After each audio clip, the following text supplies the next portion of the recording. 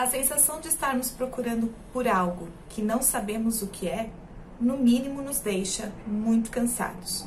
Porque quem não sabe o que procura, não encontra nada e ao mesmo tempo não para de procurar.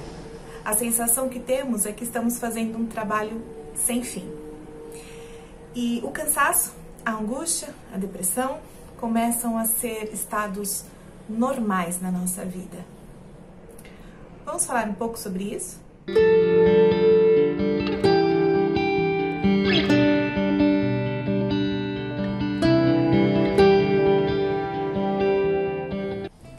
Olá, gratidão imensa por sua presença aqui.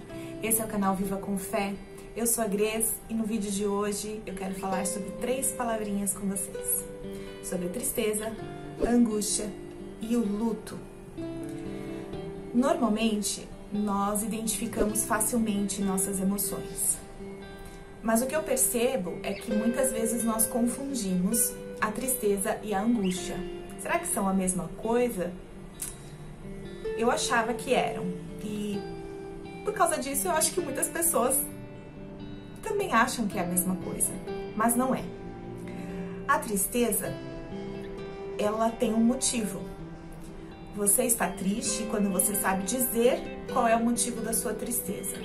Ah, eu estou triste porque aconteceu tal coisa, eu estou triste porque fulano falou isso, eu estou triste porque fatos pontuais acontecem, ou vários fatos, ou um só, mas você sabe dar nome a tudo aquilo que te deixou triste e que te causou uma sensação de impotência, porque eu não consegui resolver, uma falta de digestão porque eu não consegui aceitar, te causou preocupação porque você não sabe o que fazer com aquilo que aconteceu, te causou estresse, então você fica triste, você tem um gasto enorme de energia e aquilo te deixa triste.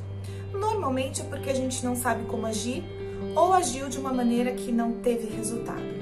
Está alinhado com a frustração, está alinhado com a impotência. A angústia é outra história. A angústia, ela tá relacionada com... Sabe aquelas pessoas que você pergunta o que você tem? E ela fala assim, nada. Aconteceu alguma coisa? Ela fala nada, mas ela tá triste, ela anda cabisbaixa, ela tem muita dificuldade de sorrir, de ser positiva, mas aparentemente não aconteceu nada na vida dela. Nada que ela possa atribuir àquele estado de tristeza que ela está. Então, quando a gente não sabe dar nome aos bois, o que a gente está sentindo, na verdade, é uma angústia. E por que é importante a gente saber diferenciar o que é tristeza e o que é angústia? Porque são coisas distintas, a gente precisa entendê-las para poder acolhê-las dentro de nós, acolher as nossas emoções, e porque cada uma se trata de um jeito. Então, assim, a tristeza, você tem aí um universo de terapeutas, de psicólogos prontos para te ajudar a lidar com essas questões que você não está conseguindo resolver. E você também tem a palavra de Deus, que normalmente te responde todas as suas perguntas e te dá diretrizes e orientações. A angústia não vai ter psicólogo nenhum, psiquiatra nenhum, remédio nenhum que vai resolver a sua angústia. A sua angústia é o vazio do teu espírito, é aquele lugar que existe dentro de você que só pode ser preenchido por Deus. Existe um lugar dentro de nós que só Deus pode preencher. E a angústia a gente começa a sentir quando esse lugar, esse vazio está lá, gritando a pelos pulmões, querendo ser olhado, querendo ser visto. Tratar a angústia é simples, mas ao mesmo tempo não é. Porque a angústia só se trata com e na presença de Deus. Bom, e agora vamos falar um pouco sobre o luto. O luto está onde nessa história toda, na verdade? O luto é aquela sensação que nós temos todas as vezes que perdemos alguém que nos é muito querido. Tudo bem que tem gente que vivencia o luto quando perde algo, mas normalmente ele está relacionado a quando nós perdemos alguém. É a tristeza que nós sentimos quando perdemos um ente querido. Ficarmos tristes por termos perdido alguém é normal, é aceitável, é compreensível. Revela o tanto de amor que nós tínhamos por essa pessoa. Revela também o quanto ela era importante para nós.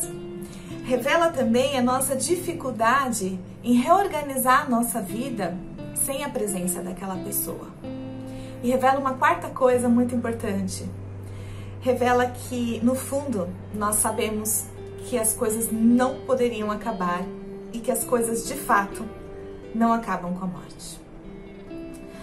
As coisas não foram em vão. No fundo, todos nós temos essa resposta.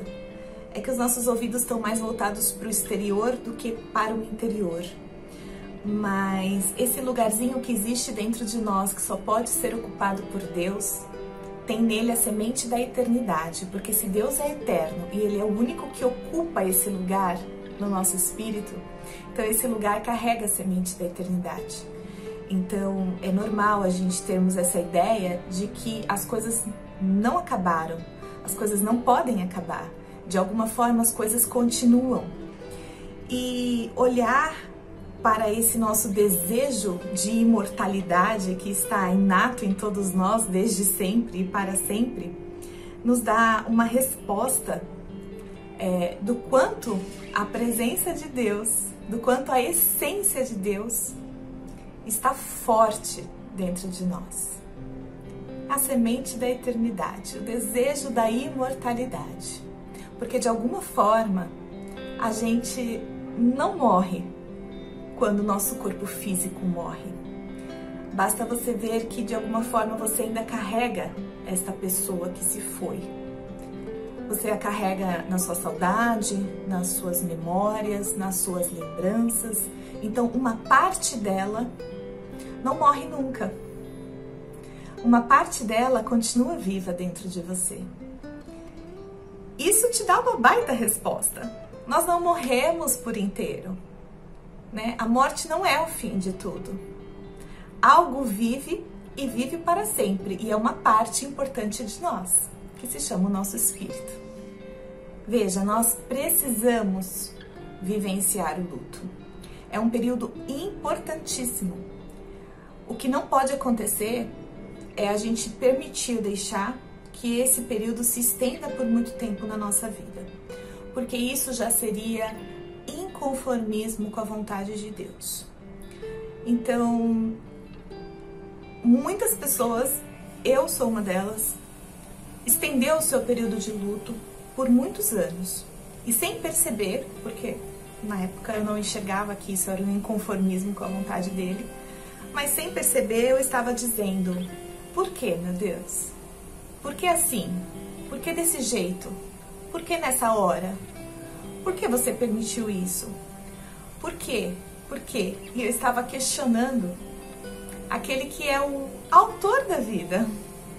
Porque se eu creio que Deus é o criador de todas as pessoas, Ele é o dono, e por mais autonomia que Ele dê a cada um de nós, por mais liberdade que a gente tenha, não muda o fato de que Ele nos criou e Ele é o dono da nossa vida. Questionar excessivamente a vontade de Deus demonstra total falta de fé da nossa parte. Talvez a gente esteja excessivamente triste porque aquilo não foi tão bom para você, não foi bom, mas a gente tem uma visão muito umbiguista das coisas, é o meu umbigo, olha, não foi bom para mim. Mas se a gente ampliar a nossa visão, não é só você que está envolvida na morte daquela pessoa. Existem muitas coisas acontecendo, a trama da vida envolve muitas pessoas. E você pode ter certeza que tudo que Deus faz ou que Ele permite tem um propósito na nossa vida. Às vezes aquilo foi terrível para nós, mas tinha um plano maior envolvendo todo aquele contexto. Muitas vezes não é o melhor para mim, porque o mundo não gira em torno do meu umbigo, mas foi o certo para aquele momento. E o que eu preciso crer e entender é que sempre há um aprendizado por trás de tudo que nos acontece. Sempre há um propósito, sempre há um aprendizado e sempre de alguma maneira Deus está nos tornando mais fortes e pessoas melhores com aquela situação vivenciada. Você pode estar se perguntando como que depois de 10 anos eu consegui sair desse luto. E eu falei um pouco sobre isso no vídeo Isso Mudou a Minha Vida, que tá aqui em algum lugar, vai aparecer aqui pra você, ou então no link da descrição. Isso Mudou a Minha Vida fala justamente sobre como eu consegui sair desse período de luto estendido. Eu recomendo fortemente que você assista. E depois desse vídeo, e mesmo antes, porque quando eu saí desse período de luto, o que eu mais perguntava para as pessoas era assim: qual é o seu pior dia? E a maioria das pessoas, a maioria mesmo, a resposta delas está ligada à perda de um ente querido. O pior dia da minha vida foi a morte do meu pai, foi a morte da minha mãe, do meu filho, do meu irmão, do meu avô, da minha avó. Eu tô presa naquele dia, esse foi o pior dia, isso eu não aceito, minha vida nunca mais foi igual depois disso. Então a maioria das pessoas está sim vivenciando um luto estendido demais, isso não é saudável e isso demonstra total falta de fé da nossa parte, isso nos afasta a nossa confiança de Deus, isso quebra a nossa fé. Precisamos olhar para tudo isso de uma maneira mais coerente. A nossa fé, quando é verdadeira, não nos permite questionar Deus, não nos permite questionar por que as coisas aconteceram ou como as coisas aconteceram. Elas aconteceram e isso deve bastar. Ainda que eu não entenda o porquê naquele momento, a minha confiança em Deus deve ser maior. Algumas pessoas vivem poucos dias de vida, tiveram poucos dias de vida. E esse tempo que ela esteve conosco foi suficiente para elas transformarem a nossa vida, para elas transformarem a vida de uma pessoa, de duas, para transformarem a vida de uma família. Então não está muito relacionado a quanto tempo essa pessoa viveu, mas a de que forma ela impactou a vida das pessoas que a conheceram. Uma pessoa que vive com fé, e eu tenho certeza que você é uma pessoa que gostaria pelo menos de viver com mais fé, porque senão não estaria aqui nesse canal. Mas quando a gente quer ter uma postura mais coerente, uma postura de mais fé, a gente lamenta menos e agradece mais. Eu lamento menos o tempo que eu não vivi com aquela pessoa, as coisas que eu não consegui realizar com ela e a vida que não foi desfrutada, os meus planos que não foram cumpridos, e eu agradeço pelo tempo que eu tive com ela. Não importa se foi muito ou se foi pouco, eu agradeço por tudo que ela trouxe para minha vida. E se eu estou chorando a morte dessa pessoa, é porque com certeza ela trouxe muitas coisas boas para sua vida, muitos aprendizados. Lamente menos e agradeça mais. Lamente menos pelo tempo que você não viveu com ela e agradeça mais pelo tempo que você viveu com essa pessoa. É muito importante policiarmos nossas atitudes e o nosso comportamento, o nosso posicionamento frente à vida. Porque é isso que demonstra a nossa fé. É isso que testemunha para o mundo o tamanho da nossa fé. É isso que nós estamos deixando de exemplo para os nossos filhos e para as futuras gerações. Vamos ensinar, não só falando, mas vivendo. Não só falando de confiar, mas vivendo a confiança. Não só falando de amor, mas vivendo esse amor. Ao entendermos melhor o que estamos sentindo, conseguimos acolher melhor as nossas emoções e identificar quais crenças nós estamos carregando que estão de fato enraizadas, automatizadas dentro de nós, mas que estão limitando, minando a nossa fé. O que eu estou sentindo nesse momento revela algo que eu estou pensando. Será que isso que eu estou pensando está coerente com a vida de fé que eu quero ter? Buscar coerência é buscar equilíbrio e paz interior. Uma pessoa que não vive na coerência não tem paz e nem equilíbrio. E se você ficou comigo até agora, é porque alguma coisa do que foi dito mexeu com você. Então clica aqui embaixo, deixa o seu like e não esquece de compartilhar com alguém que nesse momento pode estar precisando ouvir essas palavras. e se beneficiar com essa mensagem e com essa reflexão. E se você é novo por aqui, se inscreve, porque esse canal só vai crescer se eu tiver o teu sim. Muita luz no seu caminho, muita paz no seu coração e até a próxima.